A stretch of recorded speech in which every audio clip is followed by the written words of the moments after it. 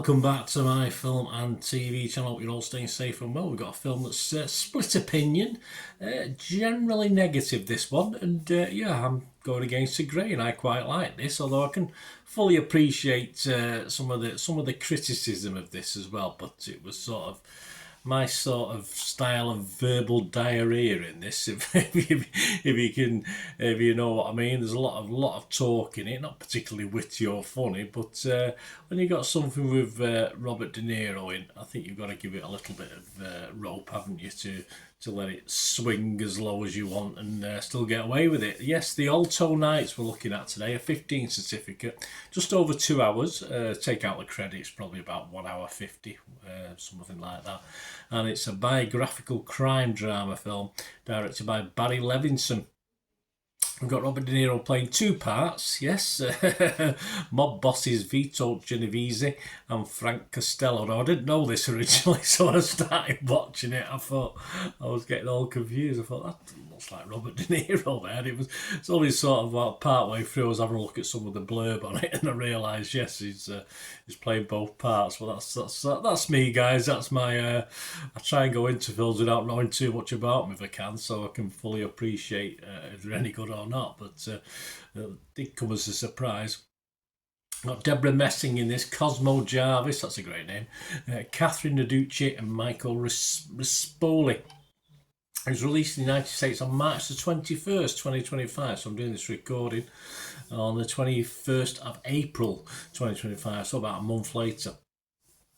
And it's about two of New York City's most notorious organised crime bosses who are vying for control of the city streets. Once best friends, petty jealousies and a series of betrayals set them on a deadly collision course. It certainly does.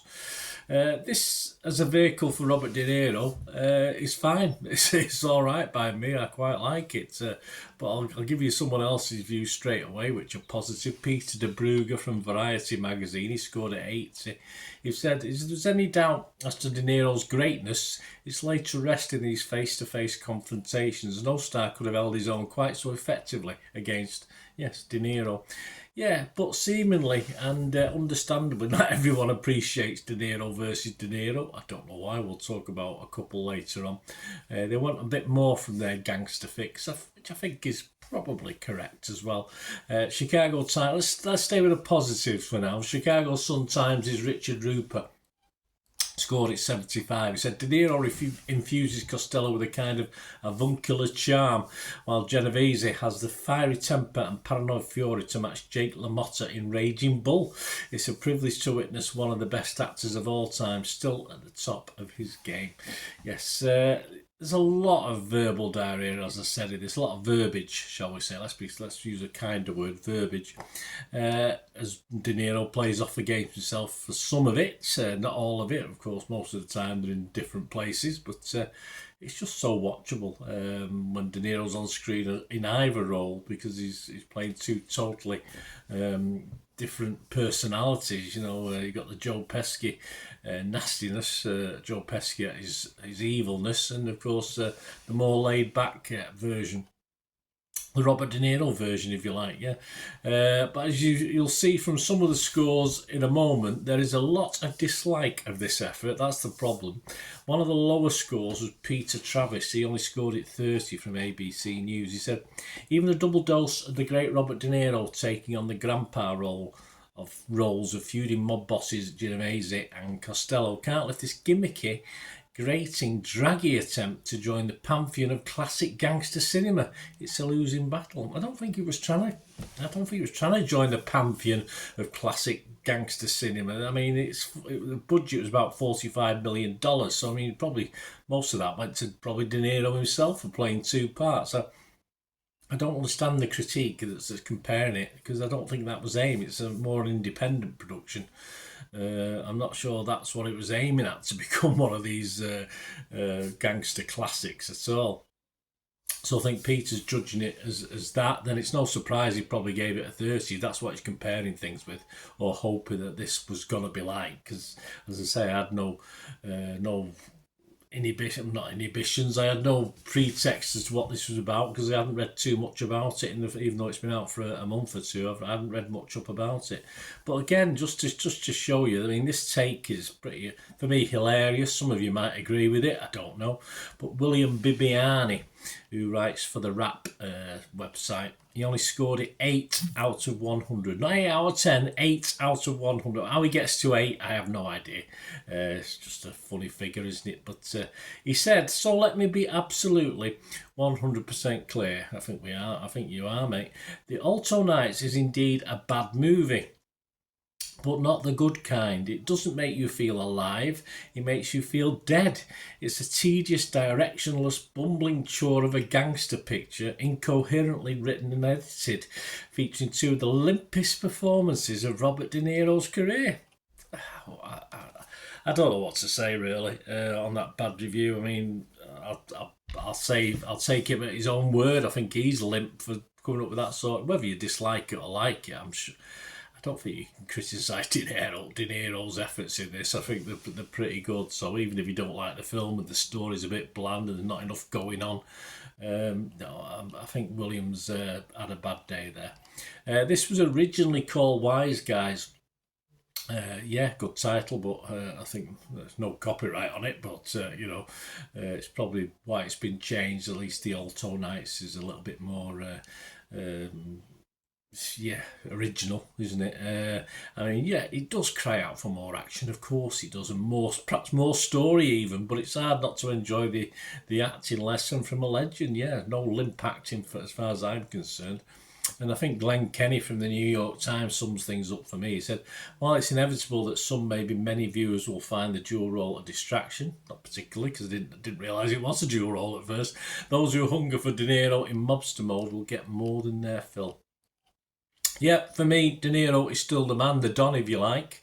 Let's hope there are plenty more opportunities for him and better stories, perhaps. But let's face it, this story, yeah, it's an interesting one, isn't it? It could have been given a better telling. Perhaps it's a lost opportunity, but perhaps it's a chance to explore it more as well. So I look at it like that this story can be done. I'm not saying De Niro will be in it, but it can be done in another way, more storytelling rather than more verbal machinations between De Niro's characters, etc. So yeah, I was happy with this. I was quite happy. Generally, not great though. Rotten Tomatoes, only 39% positivity amongst 132 critics. It just ends up with an average rating of 5.2 out of 10. The consensus, a competent but tired retread of mob movie tropes. The Alto Knights puts De Niro versus De Niro with no real victory emerging. I think there is, actually. I think there's a victor. Yeah, the one who lived longer, but hey, there you go. They're both no longer with us, of course. Metacritic, 47 out of 100. Again, not great, based on 41 critics. Metacritic users didn't like it either, 3.6 out of 10. The only half-decent score we're getting is an Internet Movie Database, and even that's under the wonderful 6 out of 10 I like to see on films. That's getting 5.7 out of 10. That's 6,500 scores and reviews.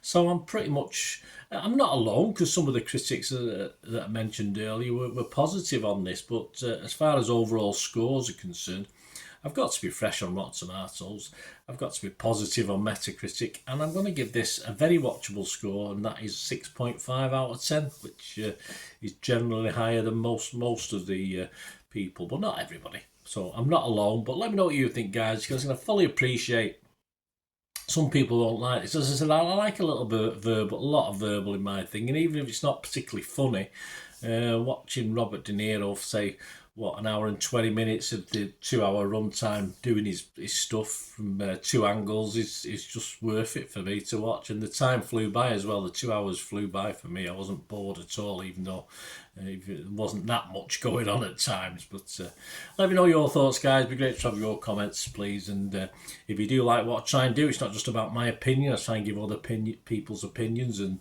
say whether I agree or not. I hope you enjoy my little style of how I do it. Some people do, some people don't. But if you do, and you want to help support the channel going forward, all I ever ask is you keep watching and listening. To help me out, guys, if you watch the ads, if the ads on this YouTube ads, that helps in a very little way, but it all helps. All, you know, watch the pennies and pounds look after themselves, they say, don't they? Or the pennies or the 10p's look after themselves. But if you watch the ads or follow the links on the ads as well, that's always a nice way to support the channel. If you sort of hang on for it, I've done that. I watched other people's and followed the ads, something I fancied, which does happen from time to time.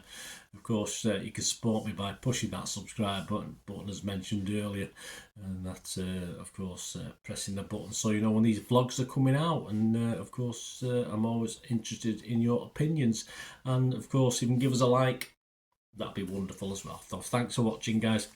Hopefully I'll join you very, very soon with something else. Until we meet again, I'll never ask one thing, don't I? Please stay safe, everyone. Bye for now.